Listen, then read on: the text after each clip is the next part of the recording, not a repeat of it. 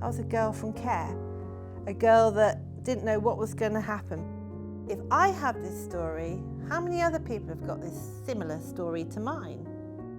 We're not seen as normal human beings. A child just needs someone that they can rely on, someone they can trust. I was a child that they wanted off their desk. I was a child that they wanted gone. I want to tell you about this spoon. This spoon is the reason I knew I would live and I would survive and I'd have a good life. My mother was a child. She was 15, still at school. Later I found out that my father was a serial paedophile, and there are many, many versions of me. I have many half-siblings. I was taken away at 6 weeks. I went to a family that the moment they looked at me, they said, I don't want her. Because I was too olive. I looked foreign. She starved us as punishment. She starved us as amusement. She would say, go and walk around the university parks. I didn't know that there was a rapist walking around the parks, and every other mother had kept their daughters in. She pushed me out there and I was attacked. And then she blamed me because I tried out some mascara. She said I looked like a whore. But I loved art. It was the thing that she actually allowed me to do because it meant I was really quiet and out the way and she didn't have to do anything for me. I remember they had a bonfire. I went out there and every piece of art I'd ever made her, everything was burning on that fire. I felt like I'd died. It was violent, it was awful. And after I'd been thrown around the kitchen, my head smashed on the sink, I'd been kicked on the floor, kicked in my ribs, I decided that was it. I got on the train, I didn't know where it was going. I remember being terrified, but a bit of me was really excited. And I got to Portsmouth, so I thought, what do I do? I had not a penny on me. I found a newspaper, and in the back of the newspaper, I found bedsits, tore it out, and I got the number and I went to a phone box. I managed to scoop up enough change to make a phone call. Now I was getting it. I was learning how to survive properly. I spoke to this landlord and I said, can I come and have a look at your room, please? He said, yeah, okay, come round at 12. So I blagged it. It was disgusting.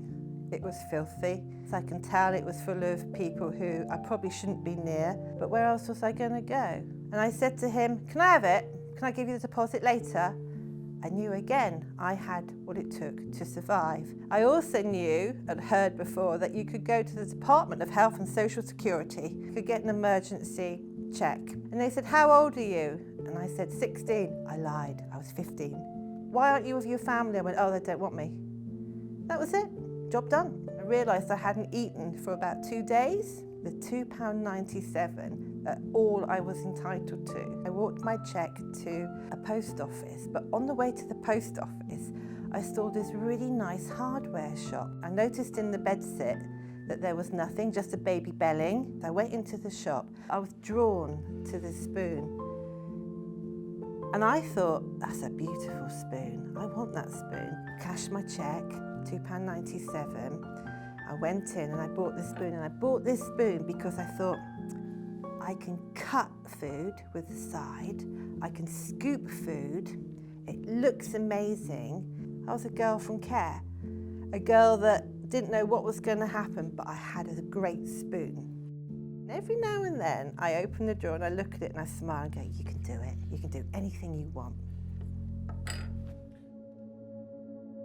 I'd say we don't really get a normal childhood. We're stuck inside. We're not seen as normal human beings. You're just kind of a person on paper. Maisie, like, who's got an eating disorder, Maisie who self-harms, Maisie who has been traumatised or stuff like that. They don't see me as Maisie who really loves art, Maisie who likes to go out for walks and stuff. A child just needs someone that they can rely on, someone they can trust. I think money is a big issue for the care system. No one likes to talk money, but everything costs money. In the care system, there's a very high turnover in staff as well, and say your social worker's left, they've got to learn about your case all over again, you've got to explain yourself to them. It's just a lot of repetition. A lot of kids, if they get put in care when they're younger, they form an attachment disorder, which means that it's harder for them to show emotions, to trust people. One of the reasons I was asked to work with you is because you have an eating disorder and you were cutting and no one seemed to know what the right... They tried everything, but none of it just seemed to work. And the manager of the home sat down with me and was just like, we don't know what we can do anymore. And then I met you. Can we see your arms? Because I don't think people understand. They say cutting, but they don't understand what cutting really is. And this is somebody not being heard. This is somebody in a system out of control, trying to find some sense of control while sitting alone in your room. This is the reality of the care system. Cutting, not eating, getting more and more depressed, more and more anxious, when there has to be another way. So life skills, confidence, knowing that you actually are normal. There's nothing wrong with you. There's nothing wrong with you. I can vouch for that. In the future, we're going to have the opportunity to be employed by the Spark Sisterhood charity. So Spark Sisterhood is women who are care experienced, and I think that's important because it's all good having a professional who's got a degree in psychology, or but they've only read that from a book. But actually being sat there and being mentored by somebody who has been through similar experiences to you, who has been in the care system, who has dealt with professionals that haven't helped and stuff, they have a lot more to give than the ones that haven't been through the same. I think it's just giving girls that opportunity that they deserve, another chance at life. Having donations from people will mean a lot. Girls are really, really vulnerable to being exploited, even when they don't know about it. The biggest help for that, or support, is just being financially independent, and it means we can break the cycle that we're in. Because the charity is led by the girls, it's what the girls want, what the girls need. The girls will be making content to put out there for other girls. So important life skills. I talk about sewing on buttons, fixing a plug, changing the fuse on the plug, day-to-day life skills that they never got. I never got. The girls have already said that they want to know about budgeting. So we'll have people to advise girls to make content on how to manage your money. What is tax? Why most people end up avoiding it because they don't feel that they understand it. Understand how to apply for extra funding that you didn't know was there. Understand how to prepare a meal within budget. What are you eating? Can you do it cheaper? If you join a college course, will you lose your allowance? All these things, practical things that no one's given the answer to. So we're like a online magazine of information that the girls ask us and we give back to them. Girls like you, your voices aren't being heard. You need people like me and all the other women from the care system to speak for you and to help you understand and fight for what you are entitled to.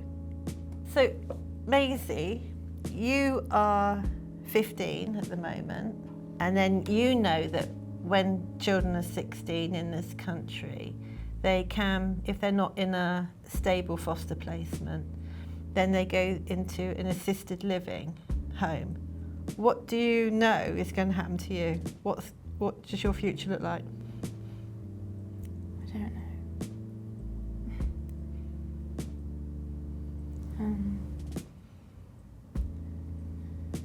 I don't know.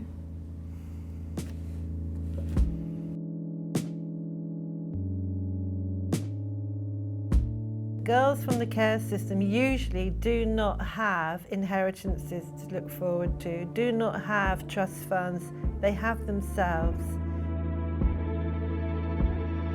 We can't change the world and we can't change the care system, but with your help, we can change the lives of girls for generations to come.